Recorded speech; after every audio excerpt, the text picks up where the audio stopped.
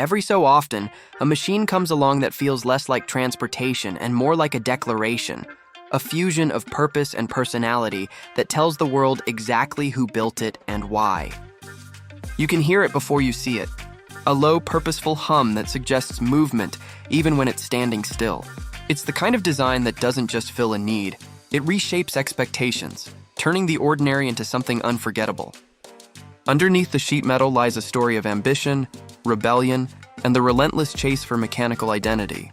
Every curve, every gear, every note of its engine is a message from its creators. This is what innovation looks like when it's personal. In the next few minutes, we'll trace how that spirit evolved into something that could only exist in its time, built not just to move people, but to move ideas.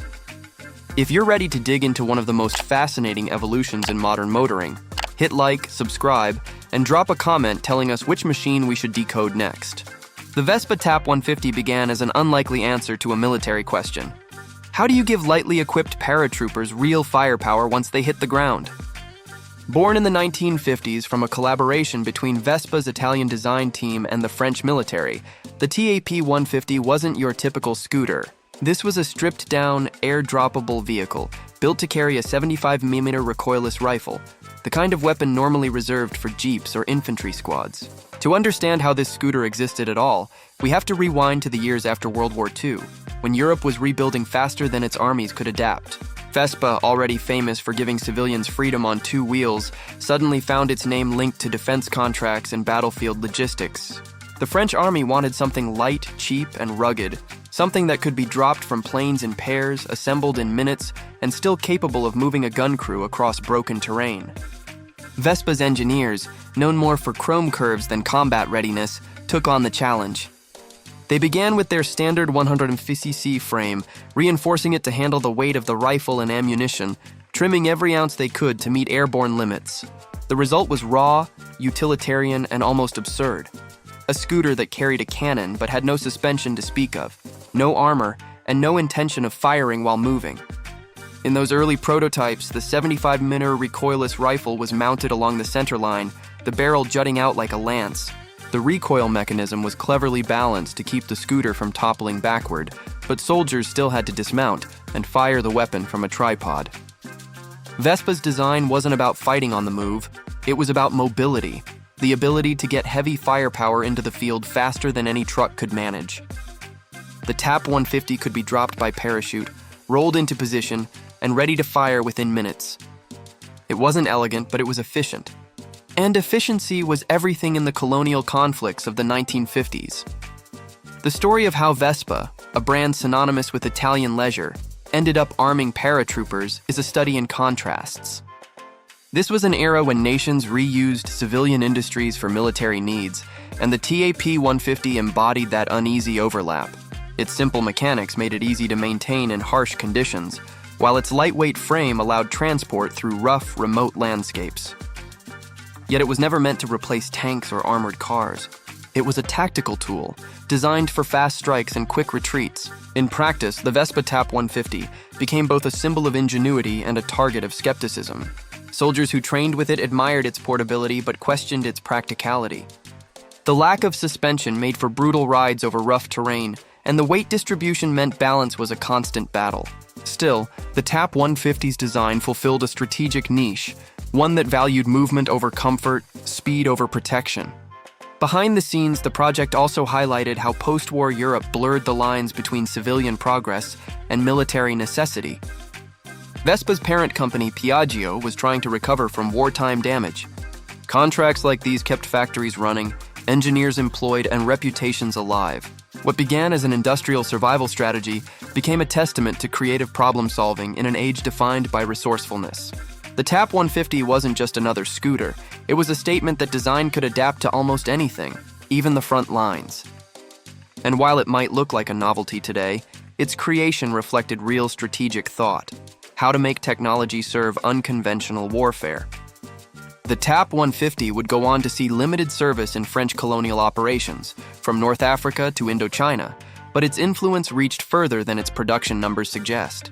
It forced military planners to reconsider what mobility meant in the jet age, and it pushed designers to see civilian engineering as a foundation for new kinds of battlefield tools.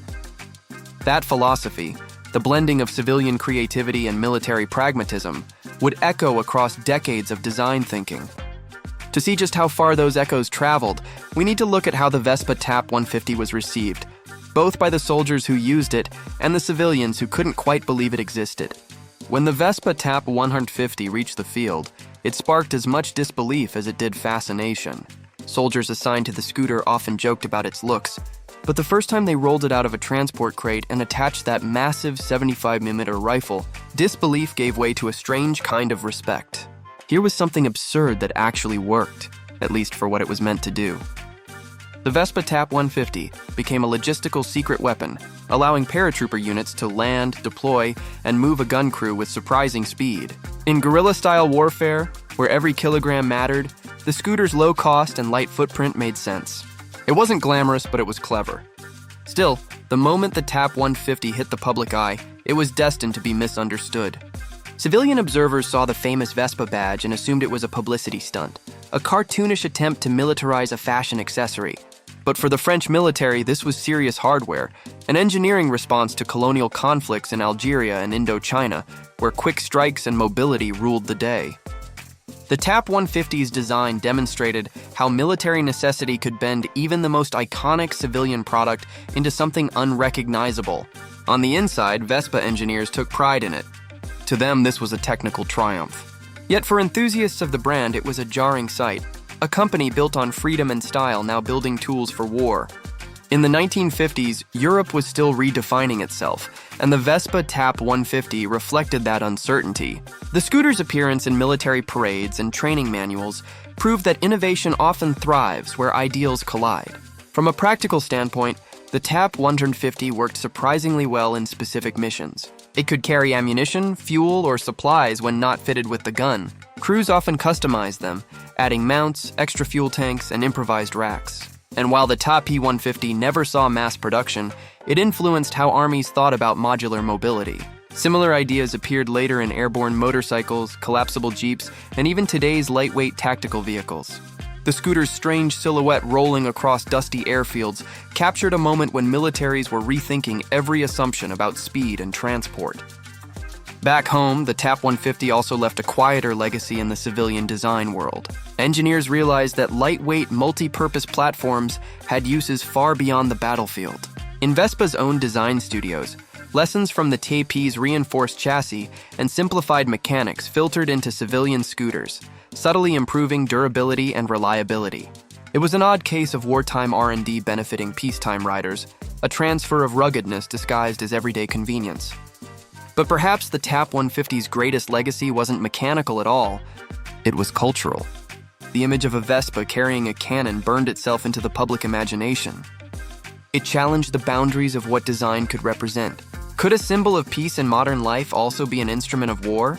The TAP 150 forced that question, and in doing so, it helped define Vespa's identity as more than just a lifestyle brand.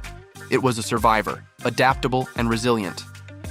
In collector circles, surviving examples of the Vespa TAP 150 are prized for their absurd rarity and historical intrigue. Restorers carefully preserve the green military paint, the reinforced fork, and the unmistakable gun mount as reminders of a time when innovation meant improvisation. Even museums highlight it as a curiosity, a crossroads between mobility and militarization. It's impossible to separate the TAP 150 from the era that created it. Its existence makes sense only in a world rebuilding from ruin, yet preparing for the next conflict. Every design decision, from the light engine to the modular mount, tells the story of designers trying to make sense of impossible demands. And as the years passed, the TAP 150 evolved from a practical tool to a symbol of how necessity can twist creativity into strange, brilliant forms. The odd marriage of Italian craftsmanship and French military pragmatism turned a commuter scooter into a battlefield solution. That duality, beauty meeting brutality, gave the TAP 150 its mythic status among enthusiasts. To understand what that legacy means today, we need to look at how the Vespa TAP 150's story survived long after the fighting stopped. Today, the Vespa TAP 150 stands as one of the most unusual vehicles ever to wear the Vespa badge, a paradox on two wheels that fused style with firepower. In the years since its brief service life, the TAP-150 has transitioned from a military footnote to a cult artifact, a conversation piece at the intersection of design history and military innovation. Its legacy lies not in combat victories, but in what it revealed about human ingenuity, how far engineers would go to adapt familiar tools to unfamiliar problems. The Vespa TAP-150 proved that innovation doesn't always come from advanced technology. Sometimes it comes from reimagining what already exists. In an age defined by experimentation, the TAP-150 captured the tension between practicality and absurdity. When collectors encounter one today, often displayed behind velvet ropes in museums or private garages, they see a machine that tells two stories at once, one of post-war Europe trying to modernize its armies, and another of a design icon stretched to its limits. The scooter's 150cc engine, barely powerful enough for city commuting, became a metaphor for the era's optimism, the belief that clever design could overcome any obstacle, even the physics of recoil. Over time, the Vespa TAP-150 also helped shape how designers think about dual-purpose vehicles. Its influence appears indirectly in today's modular transport systems, where lightweight frames can carry multiple configurations for civilian or tactical use. The principle that form can adapt without losing identity, that a familiar object can serve in unfamiliar roles, started with oddities like this. And while the TAP-150's service record was short, its concept echoed through generations of engineering philosophy. What makes it enduringly fascinating isn't the canon or the camouflage. It's the contradiction. A scooter meant for leisure turned into a weapon carrier, yet it never lost the fundamental qualities that made it recognizable. That contradiction gives it emotional weight. It reminds us that technology reflects context, that machines can shift meaning depending on who needs them and why. For Vespa, the TAP-150 was an extreme chapter that tested the limits of its reputation. It showed that even brands defined by culture and lifestyle could participate in the pragmatic demands of history. When enthusiasts restore a TAP-150 today, they're not just preserving metal. They're preserving a moment when creativity collided with necessity. Few vehicles manage to look simultaneously ridiculous and brilliant, but this one does. Its survival, rare, fragile, and unforgettable, ensures that Vespa's story will always include a spark of audacious experimentation. And in that sense, the TAP-150's journey never really ended. It remains a mechanical reminder that design, at its core, is about adaptation. From battlefield to museum floor, it tells us that even the most peaceful symbols can be rewritten by circumstance. And that sometimes, reinvention is the most powerful kind of resilience. The strange saga of the Vespa TAP-150 doesn't just live in the past. It continues to shape how we think about purpose, innovation, and the thin line between utility and imagination. For anyone encountering the Vespa TAP-150 today, it's easy to dismiss it as an odd relic, part scooter, part weapon, too strange to fit neatly into either world. But take a closer look, and the story deepens. The Vespa TAP-150 represents a rare intersection of design ingenuity and geopolitical necessity. Born in an age of Reconstruction, it wasn't built for glory. It was built to prove that a lightweight, low-cost solution could serve a complex military purpose. That ethos still resonates in the modern U.S. market, where enthusiasts value practicality wrapped in personality. Collectors who import surviving TAP-150s know they're not buying performance. They're buying a story. In today's collector world, a well-preserved TAP-150 can fetch impressive prices depending on authenticity and condition, but ownership comes with a caveat. Parts are nearly impossible to source, and the original recoilless rifle is typically deactivated for legal reasons. Reliability, ironically, is the least of an owner's concerns. Maintenance is straightforward for anyone familiar with vintage Vespa engines. The true challenge lies in preservation, keeping fragile steel and fading paint intact while honoring the scooter's unusual dual identity. For US viewers considering one, it's less about riding and more about stewardship. The Vespa TAP-150's rarity and historical weight make it a rolling conversation piece, a symbol of how innovation can take unexpected turns. It teaches us that even an object designed for war can evolve into a lesson about adaptability, craftsmanship, and cultural context. Beyond its collectible appeal, the TAP-150 stands as a quiet commentary on human creativity under constraint. How even the most elegant designs can find themselves repurposed by circumstance, and how that transformation can add layers of meaning. When we talk about icons of mobility, we tend to focus on speed, style, or comfort. The Vespa TAP-150 adds another dimension: purpose. It wasn't fast, it wasn't comfortable, but it embodied a kind of courage, the willingness to experiment when the world demanded unconventional answers. In that way, it fits perfectly into the broader story of design evolution, where every machine carries a trace of the era that shaped it. So if you ever see one up close, remember that you're looking at more than a scooter. You're looking at a snapshot of post-war ingenuity, frozen in metal and olive paint. A reminder that even the most peaceful designs can be drafted into conflict, and that survival sometimes means transformation. The Vespa TAP 150 may never have changed the course of battle, but it changed the conversation about what machines could be. And that, in the long arc of automotive history, is a victory all its own.